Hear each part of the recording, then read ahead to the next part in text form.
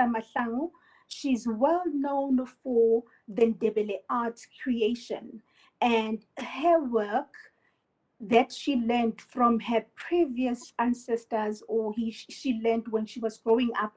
And there is Ndebele, is it Ndebele community village that is already existing.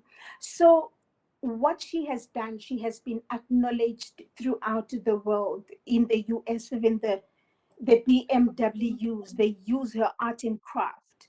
So what she has done, she has actually used the indigenous knowledge for the Ndebele culture. And then they found how to use technology in terms of industrializing the culture. So, in other words, one of the advantages is to actually industrialize using the culture. Now, there are new concepts such as your virtual reality as well as your augmented reality. One would question whether could this be used in terms of our indigenous knowledge systems going forward? And if we do so, what are the implications of ensuring that the economic benefits they come back to the society where it began? I would like to, as I did mention, there are disadvantages. I don't want to dwell on them that much, but as we all know, technology has got its own unintended consequences. That is what I would like to refer to. At the end of it all, I guess it's important to protect the cultural knowledge systems, and most importantly, as I conclude, it's important to incorporate all the indigenous voices as well as knowledge in planning policy and development. And we must make sure that the community that participates sees true benefits in terms of sustainable future of that specific destination. And then lastly, there's a new concept that has been crafted that talks about the social innovation. To say it's important to understand the priorities, the capabilities, the practices, and the values of indigenous people and the local society as we are living currently and in looking forward to the 21st century. Perhaps one could learn a lot in terms of dealing with or how to handle the indigenous information systems in its broader sense by incorporating some of our key concepts or embracing them, such as Ubuntu and communalism, together with common good. Thank you. Thank you, Portia Sifolo, and thank for leading us to how tourism will be linked with indigenous knowledge systems. And I think at this point, we don't have any panelists that have not spoken for now. Mr. Muzambe, can you please read out the questions from the question and answer box? Okay. To our panelists. Okay, we'll try to read out the questions which have been posted on the chat box and the Q&A box.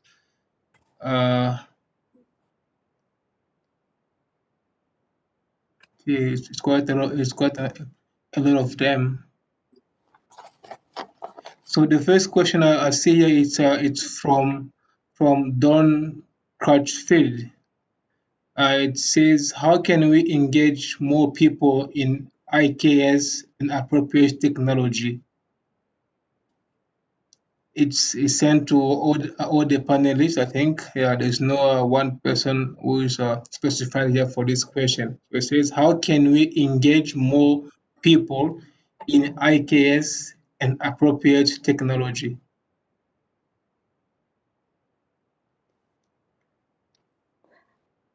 So at this point, who we go first by indication of hand?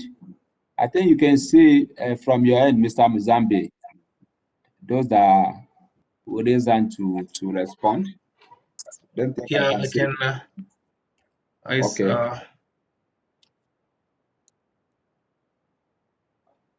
Yeah, I don't see any hand as yet. I don't see any hand as yet. May I speak? This is John Tharakan. You can go ahead, Prof. I think one of the important things that we have to encourage as academics is within our governments, engage ministries of education in documenting indigenous knowledge within their countries. So I think there are certain countries in Africa. I noticed there was a question about whether is ICAS an emerging topic in Africa that is just catching the interest of research and the government. I don't think it's just emerging because, for instance, I'm not sure we have anybody from Ghana on, but I believe Ghana has a government institute for indigenous knowledge. There are, for instance, if you look at China, if you look at India, the governments support alternative medicines such as traditional Chinese medicine and Ayurveda and Unani. Even within the United States, the National Institute of Health has a whole division focused on alternative and Ayurvedic medicine, including acupuncture. So I think we have to, as academics, engage governments in initiating centers of indigenous knowledge study within universities that can start documenting and building that database that we can then exploit. Thank you.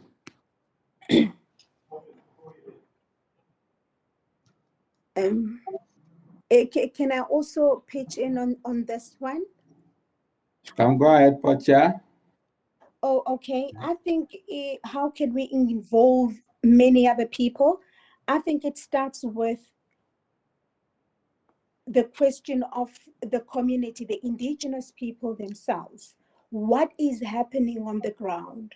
And then we can look at who are the stakeholders that we need to play a particular role in whatever that is being doing, in whatever that is being done, be it's in terms of information, expertise, positioning, or advertising.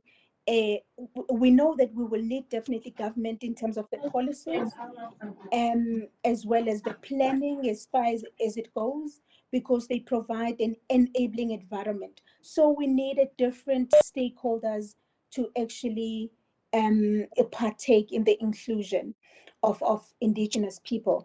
And then in terms of the technology, I want us to, if it's possible, perhaps for I can't, it's because I can't see who wrote a question, but I wanted to find out the technology, which specific technology is possibly, which one are they relating to? Because I believe with if they can share which kind, because it's quite a broad concept on its own, it becomes easy to actually respond to the question. Thank you.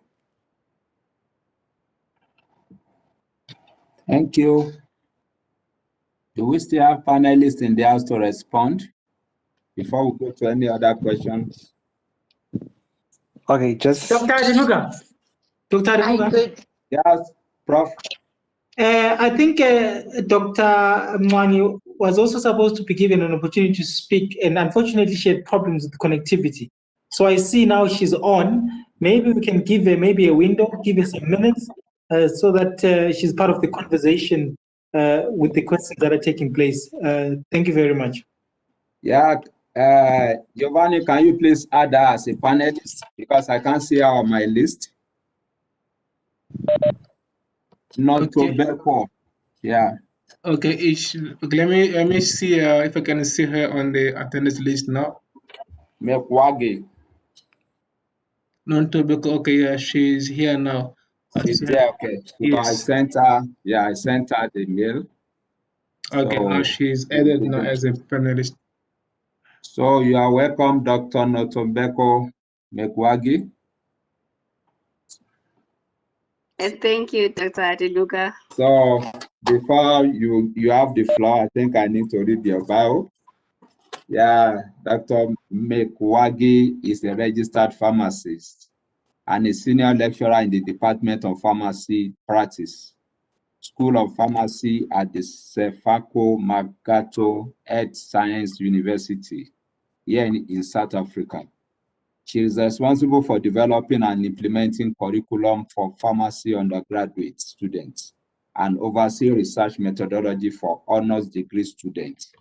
She is also supervising master's and doctoral students. She holds a doctoral degree in pharmaceutical sciences with a special focus on phytomedicines. As a researcher, she has published and presented peer-reviewed articles. Dr. Mekwagi was a member of the South African Medical Research Council Herbal Drugs Research Unit for 5 years. She was appointed as external medicine evaluator at the South Africa Health Product Regulatory Authorities in the Pharmaceutical and Analytical Committee. She has over 10 years experience in both private and public healthcare sector. You are welcome. She has been a visiting scientist at the national and international institutions, including the University of Mississippi, Oxford, United States, and University of Innsbruck in Australia. You are welcome. The floor is yours to engage us.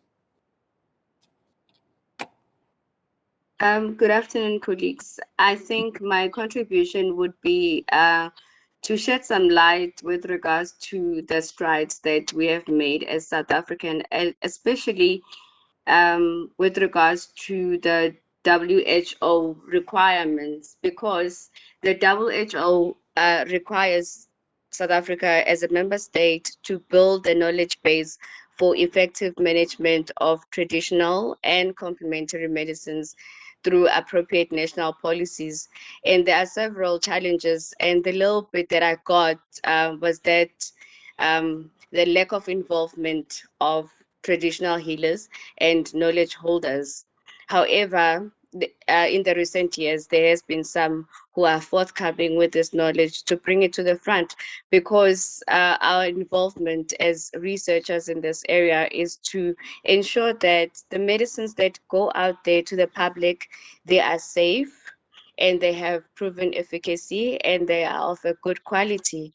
And then the next point that the WHO emphasizes on is to strengthen the quality assurance and safety, proper use, and effectiveness by regulating products, practices, and practitioners.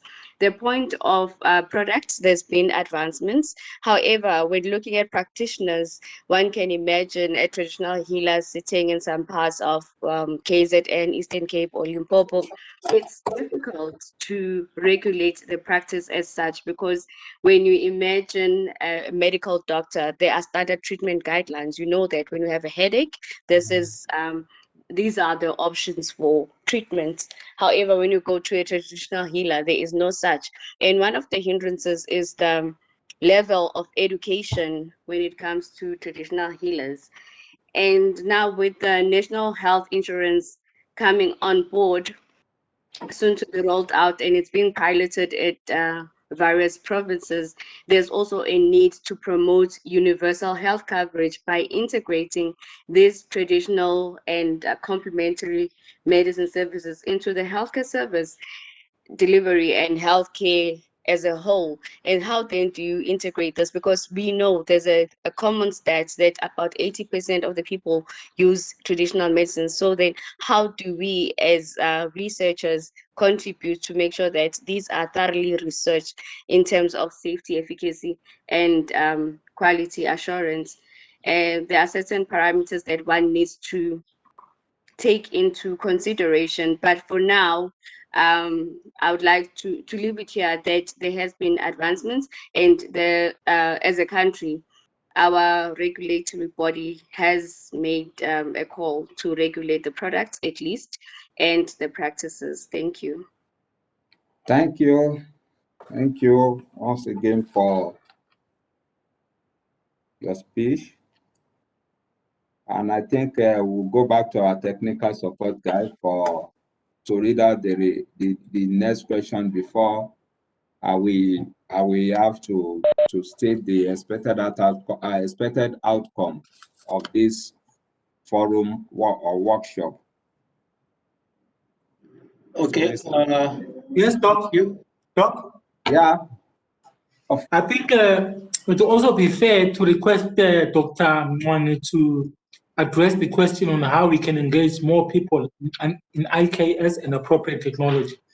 Because I think from the work that she is doing, she is really in contact with the communities, and there's an opportunity there to get insights into the issues that they face when they, try and engage people about their indigenous knowledge systems, maybe the resistance that they face, maybe the ease with which information is made available, just to give a sense so that from these perspectives, we can then be able to think about how can we make sure more people are engaged. Thank you, Doc.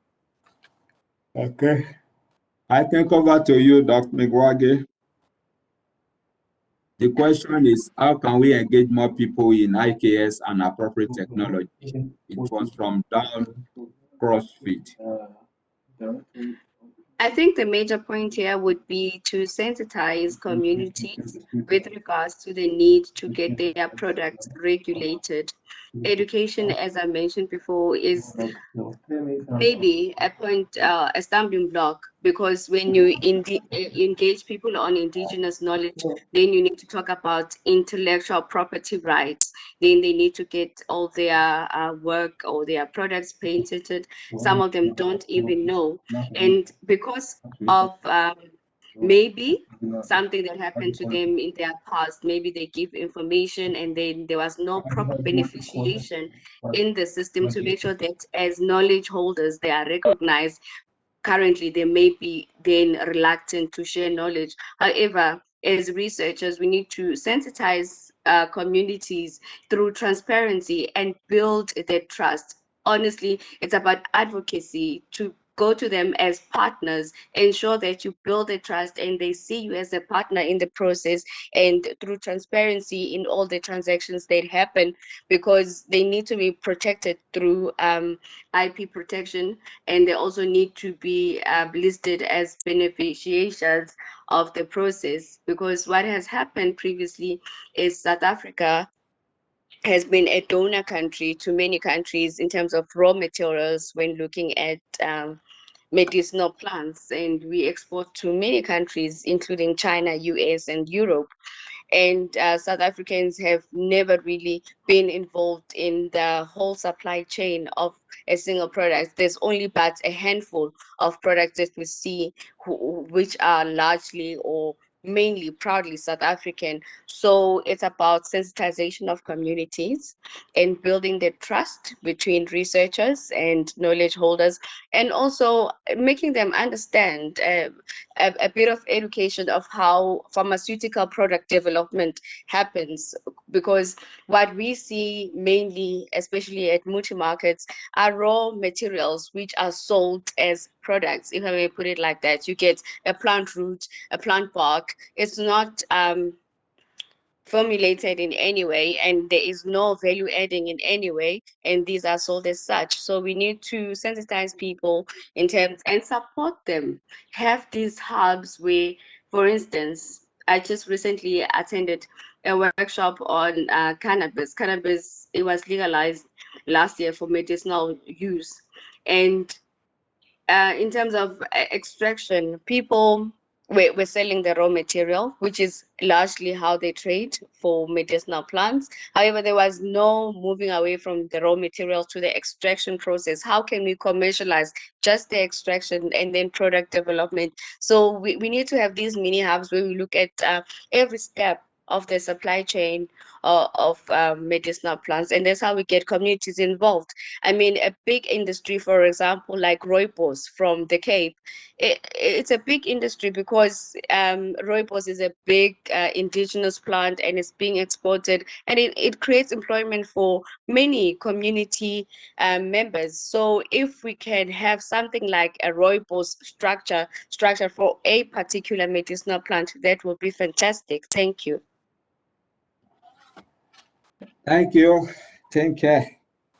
This has really opened our consciousness to what we need to do in respect of IKS as it talks to appropriate technology, how we can engage more people. Can we go to the next question? Okay. The next question is coming from Oluwayemisi Abisuga. The question says, IKS is an emerging topic in Africa that is just catching the interest of research and government. Is there any proper classifications or frameworks for the IKS?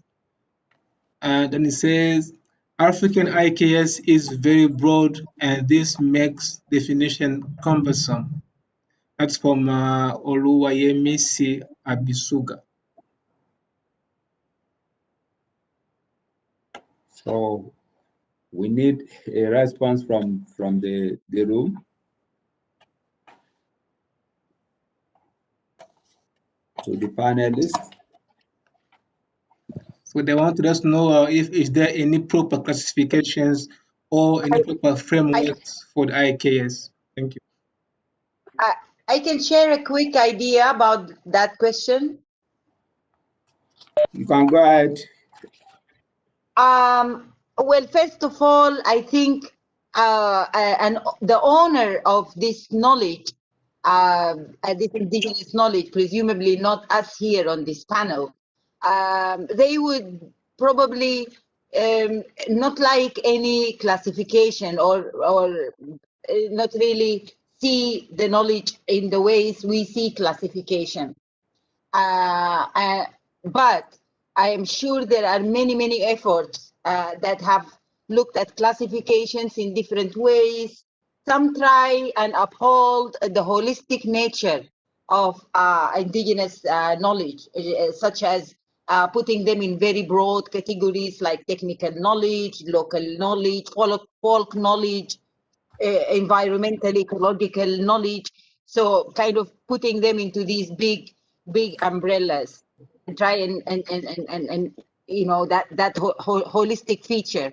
There are also some classifications that follow really the library style, you know, the medicine, pharmacology, and it would be like that. So that's my take on this question. Thank you, Ada Karuda. Anyone from the room? Just to add, also when we speak of African indigenous knowledge, in most cases we are not speaking in particular as African indigenous knowledge. We are also recognizing the different particularities of the different cultures that exist within the African context. For the mere fact that there are different cultures, it translates the fact that there are different indigenous knowledge systems. So we do not always refer to indigenous knowledge being produced by these different African countries or cultures as one thing under the broad term, or rather under the broad umbrella of African indigenous knowledge systems. It's just for ease of communication when we speak of African indigenous knowledge, but we are not speaking of it in the sense that it is similar in all countries. It's similar in different parts of the continent. We do acknowledge the particularities of the different cultures that exist within Africa. Thank you. Do we still have anyone to speak to it, to the question? And I think it's there is a broad understanding of how indigenous knowledge system is defined, that it's really is relative to the cultural background of the application area as it affects us in Africa region as a whole. So any other question on the list for us? Can I make a Yeah. Okay, you can go ahead with your comment. Hold on, Mr. Giovanni. All right. yeah, I just wanted to to put in there that as academics, many of us here on this panel are academics. How many of our universities have centers or institutes for the study of indigenous knowledge within the countries? Those are things that could be set up, and that that is one mechanism by which you not only you disperse and promote indigenous knowledge systems, but you also educate a a cadre and a generation of individuals with that capability and capacity. When you have such institutes or centers established within either a university, a national university, or a local university somewhere. Thank you. Okay, thank you. Any more responses? So can we go to the next question? We have about 33 minutes left for this section. Just to say that we have exhausted all the questions asked in the chat box. So I'll give back to you, Mr. Thanks. Okay. I will at this point like to reiterate the theme of this workshop. It's meant to be technology exchange and employment creation for community empowerment.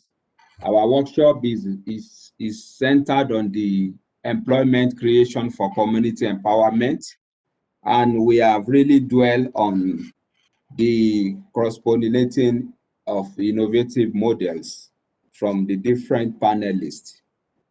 So at the end of this workshop, the outcome ought to be from our draft concept note.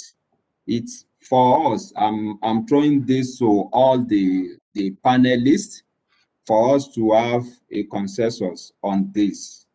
We need to be able to have a multi-level network across policymakers, academics, citizens, and development technocrats and practitioners. We should be able to have been establish a network of academics and practitioners. We need to provide a forum for networking and debating appropriate technology solutions for the 21st century, facilitating the cross-pollination of innovative thinking, and bring together a diverse group of creative ideations in the field of appropriate technology.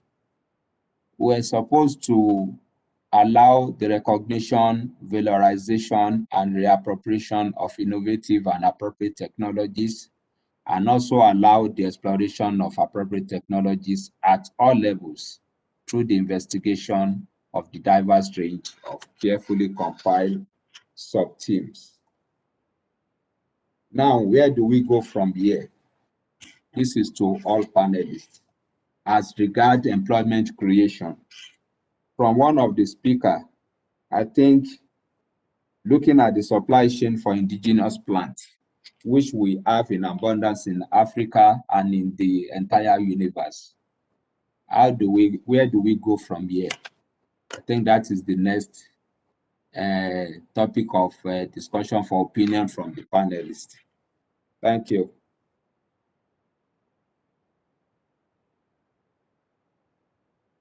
It's open for discussion, engagement. How do we have a network after this discussion? There has been provision during this conference for registration to join ICAT, which is open to all panelists, all participants. The forms are there on the website. I think we can also communicate it by mail to each panel member. So how do we form a network? Because from the topics we have discussed, I think it's a diverse and it cut across, I think, different type of sectors in our economy. Thank you.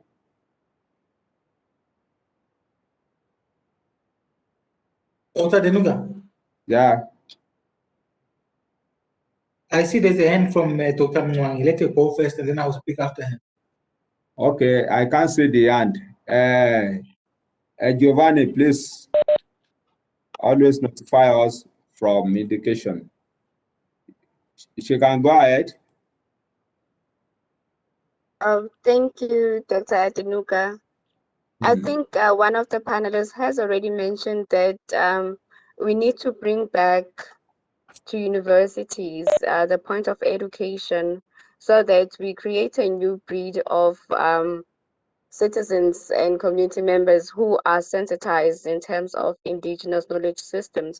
Because if you compare South Africa to a country like China, China has got a long history of simultaneous use of both traditional Chinese medicines and their conventional medicines. And this has shaped the modern health policy. And that is why, even as South Africans, we are able to have access to traditional Chinese medicines. And as a pharmacist, the study of plants and how they exert their biological effects has been completely eliminated from the schools of pharmacies. Out of the 9 schools that we have in the country, none of them do teach pharmacognosy, which particularly focuses on plants. So we need to create advocacy around the study of medicinal plants. It should be brought back to the schools of pharmacy. Thank you. Thank you. Professor Mpofu can speak. Thank you very much, Dr. Adenuga. I think I want to build up on the comments that Dr. Mwangi has given. Firstly, maybe I want to thank the panelists for giving their insights around the topic. I think it's a topic that if we do not address and put the energy that we need to put in to make sure the issues that are coming out of this topic are addressed, our children will never forgive us. So I really think it's a very important thing. I hope the panel, the participants as well as the panelists can maybe submit their email addresses so that post this, maybe we choose a couple of people to come up maybe with a proposed concept pager as a beginning point of discussion.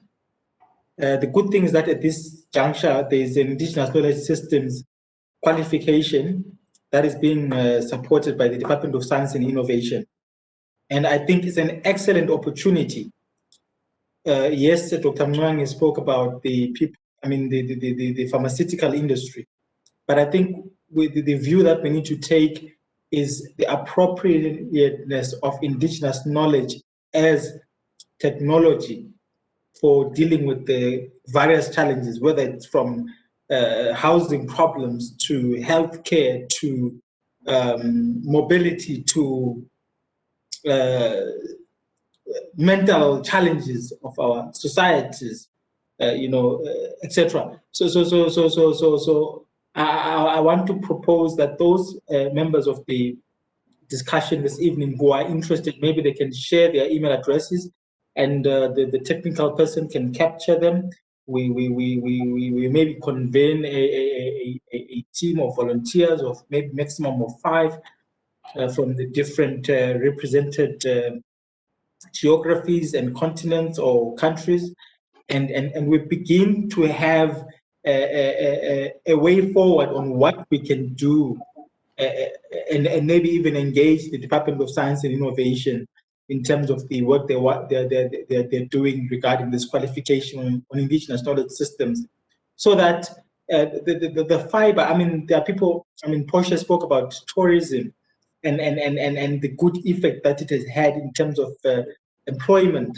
and the question is, yes, there's a sister who's doing wonderful things within the Ndebele culture, but these efforts, are our children being deliberately prepared to exploit them in as much as they are deliberately being prepared to be exploited by the West? Thank you very much.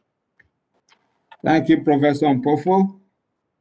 I think it's our humble research here. It's a member of our local organizing committee, and I think INAT as well. It's a research here in advanced manufacturing and also research here in future transport manufacturing technologies. So thanks, Professor Mpofu. I think I don't know if we still have people that have indicated by hand, Mr. Mozambique. Okay. Oh, sorry, Prof. I forgot to take my hand down. It's going down now. Good one.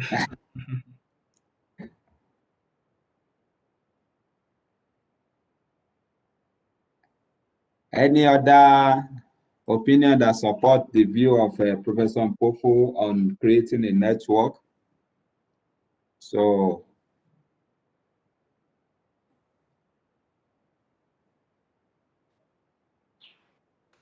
I think that's a great idea. I mean, I would support that. I think, I don't know if John Trimble is on, but perhaps one of the things that INAT could be engaged in is in promoting IKS as part of our conference. So having maybe both a part of our conference and our network.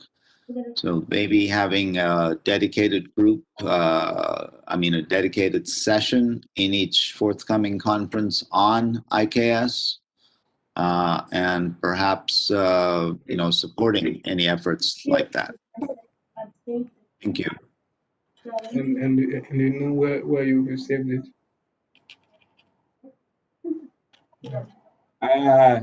Mr. Mozambique, do we have any concern from the attendees? There's no other question. Just the emails that have been posted in the chat box. Okay. But there's no other concern or question posted here. So we still have some minutes left. I think about 22 minutes for general discussion, things that will spur our interest. I just want to let people know I put in the chat box 2 links. One link is to a chapter on indigenous knowledge, a chapter in a book that I published that's available open access. And I also put in a link to the UNESCO site where they have a big commitment to indigenous knowledge systems. Thank you, Professor Tarakan. Okay, thank you. Yes, I wanted to add to what Professor Tarakan had mentioned earlier, because I think this is very much a part of our INET ongoing agenda, both in terms of how we envision expanding our website into a portal that addresses appropriate technology.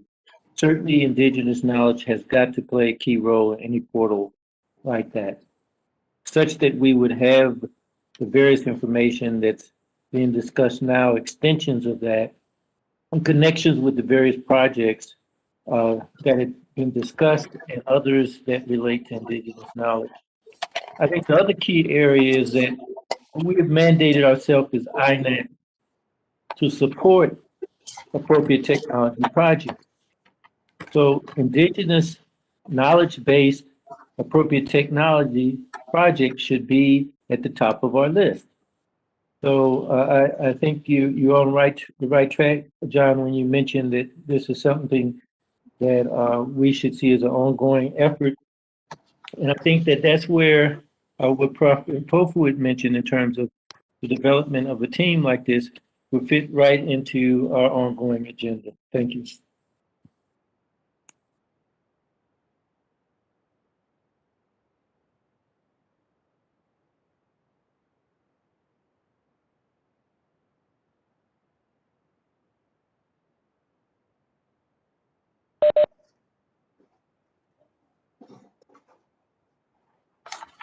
I will thank you, Professor Trimble, for the insight. I would like to, I think at the beginning I seek for apology for Professor Mso Sirai, who is a professor of drama, cultural policy, and cultural planning at the University of Technology in Pretoria. I think it is from his department. He is the dean of the Faculty of Arts and the same in TUT. I think they are putting, just to complement what Professor Mpofu said earlier, they are putting a bachelor's degree program in the Indigenous Knowledge Workshop area. And I think he is the facilitator of this IKS. He drafts the concept note.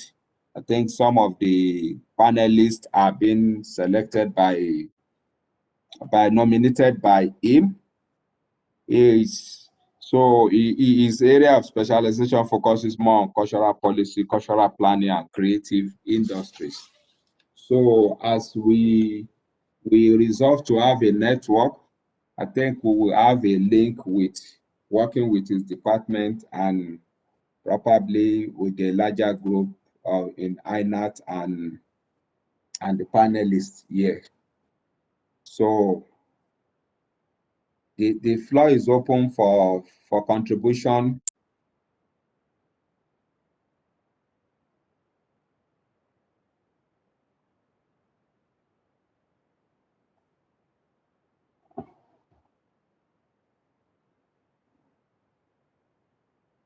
And if I need to still go back to our concept note, the issue we are to address have really been touched, because we look at the grassroots innovation approach, we look at the integrated of the current development planning process, how it can be linked with indigenous technologies and planning.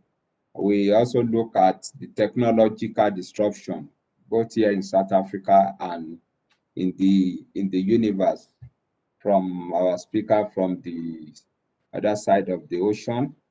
We look at the linkages between Indigenous Knowledge Workshop and climate change, with the rationale for the colonizing spatial planning and architectural education. We all agree that there must be a policy of legislative direction from here, I think, to other part of the entire Center for Community Development.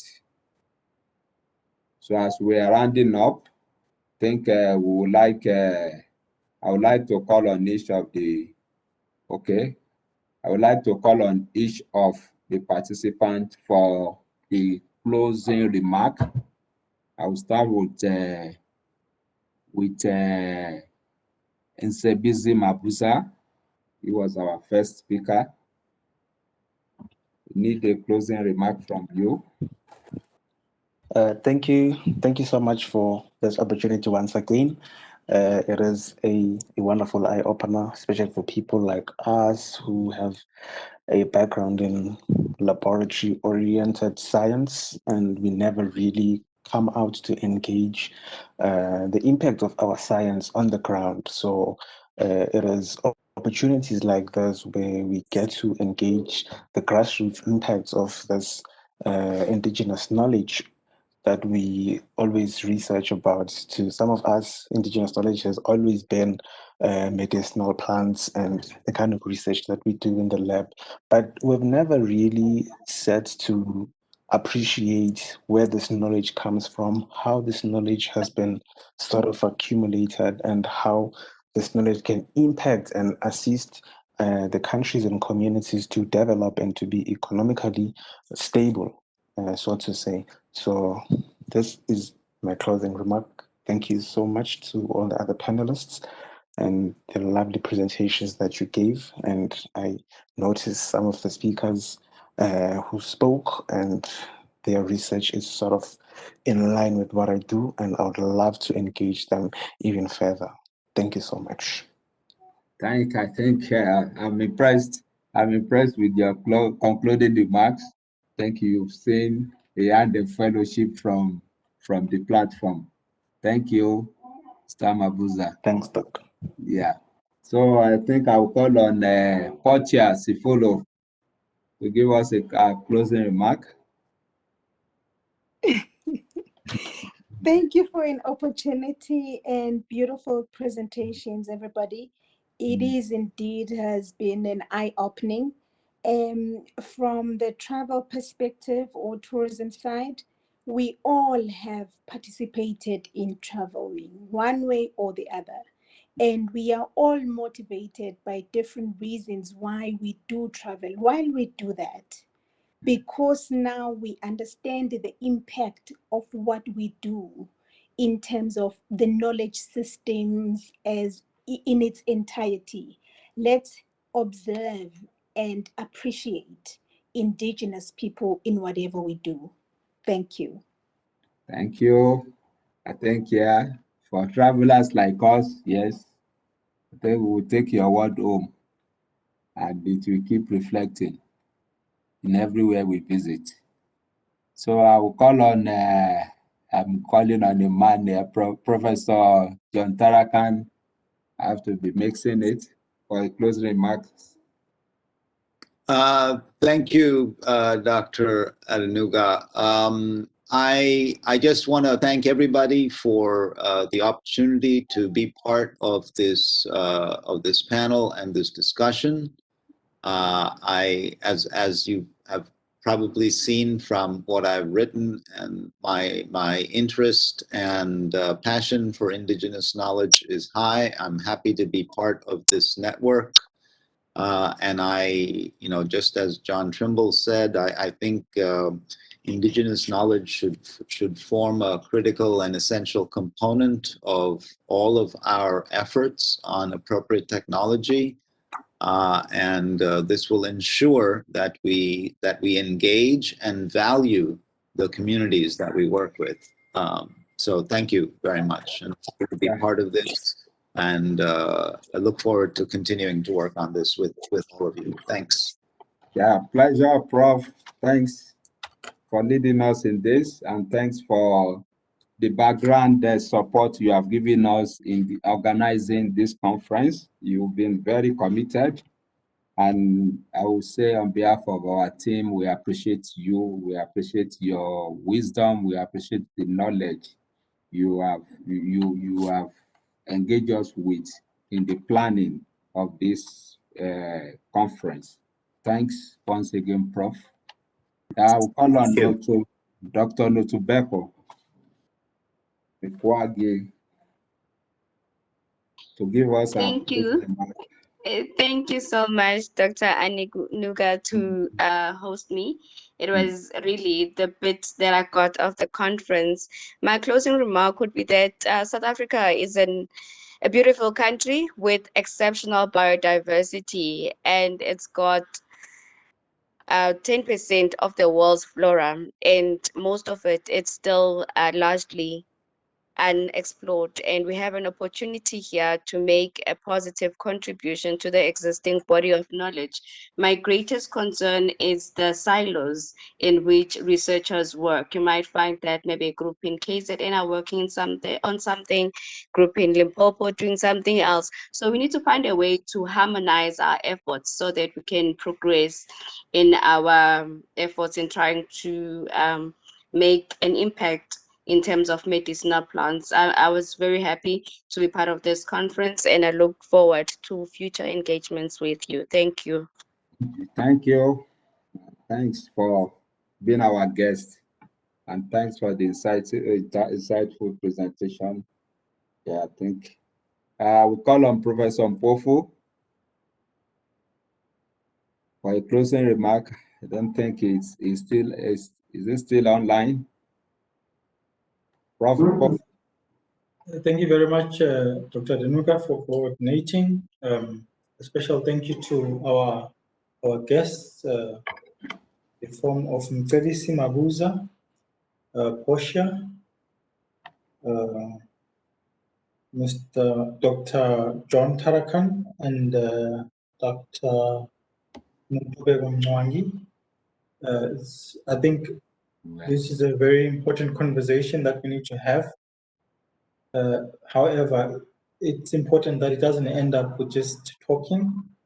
So I would have been very grateful if maybe the panelists would avail themselves, maybe before we close down for the December breaks, and we have a conversation about how are we moving forward. At least maybe have a draft document, or even be taken through what is there on INET, so that from there we can begin to take these conversations forward, because if we do not do this for ourselves, no one will do it for us. Thank you, Chair.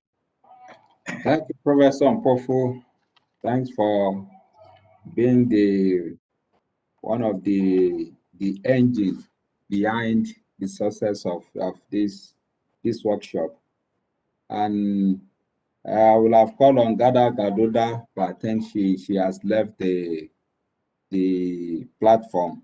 But I would like to appreciate her, most especially on the citizen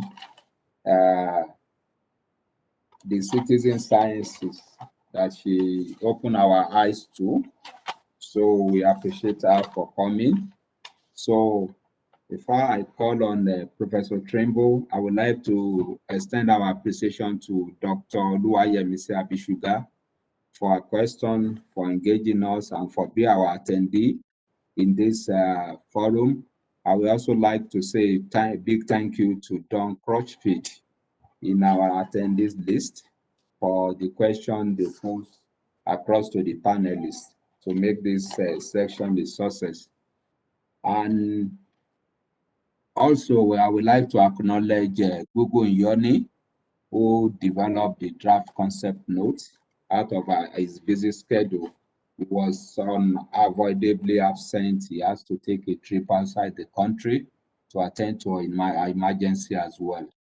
So may I call on Professor Trimble to do a roundup.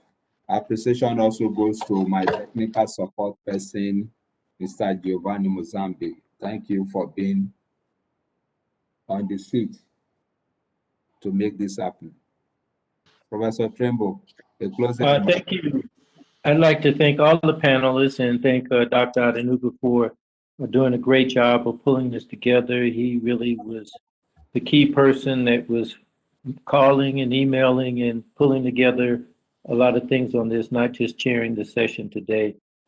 And I'd like to encourage everyone to continue on tomorrow. We have a final day tomorrow where we're going to try to tie a lot of things together in the afternoon with our way forward.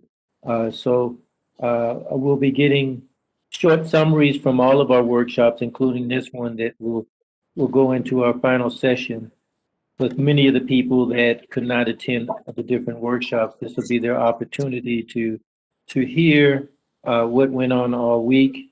And we also have a key panel in the morning that's looking at linking a lot of this together with the innovation for liberation in Africa. So there are also parallel paper sessions tomorrow, and our students are having a second session. We are not only big on the importance of Indigenous knowledge, we're really big on the significance of engaging our students. Many of them are right now in a parallel session where they were presenting posters. Tomorrow we're going to we're definitely going to tie all of these pieces together, and I hope to see everyone there from 9 to 4. Thank you. Yeah, thank you, Professor Trimble. Professor Trimble is one of the founding fathers of INAT, and I think he is so passionate about making this network reach out to all Africans. Thank you, Prof, for your wisdom and for your guide. So at this junction, I would like to bring the section to a close. Thanks for the privilege you have given me to moderate this. I think it's an experience on my part as well. I appreciate every of the panelists for honoring us for this for all the interesting topic we have shared, and we look forward to continue the network with each and every one of you. I think wish us a peaceful night. Thank you. Thank you. Yeah. Thank you. Have a good evening. Yeah. Thanks. Bye. Thank you. Bye. Yeah. Bye. Thanks.